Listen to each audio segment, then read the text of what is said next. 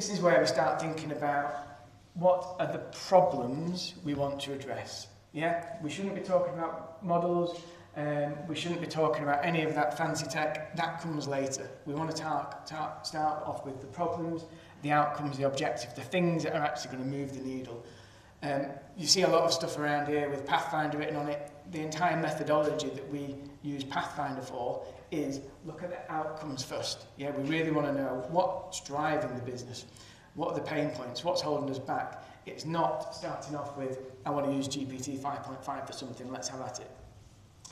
Second one is we're looking at redesigning the work, and what this means, and I'm going to get into a bit more detail in a moment. The most common route that people take through is to look at a process that exists today and think about, right, how do I put a bit of AI into that process?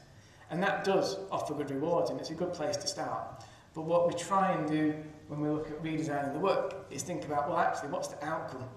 What are we trying to actually achieve by doing this? And let's ignore the current process as it stands. Let's just focus on outcomes and the technology that needs to be involved. We need to consider systems, but it's an entirely different way of looking at it. And it's not the existing process first. It's let's work the process after we've figured out what we're trying to achieve.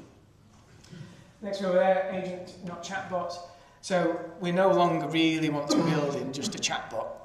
In fact, we've not built many chatbots at all at BC, and I don't think we've launched any ever, to be honest, because it's really hard to build something that's so open from a chat perspective and not having that agentic capability to get the value.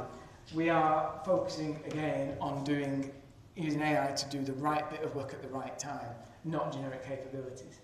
And then last one down here is measuring the outcomes obsessively. So again, when we talk about our methodology and how we want to approach things, it's very much outcome driven, but then how do we measure it? What our goal is to think about how do we demonstrate an ROI against your outcomes that you can measure and you can demonstrate to your board is going to give you a payback. The best project we can do is ones where you can actually say, right, we're going to do this because it's going to impact this team and this is how we're going to measure it. So again, it's thinking about it differently and coming out with that outcome right at the beginning that we're going to measure all the way through.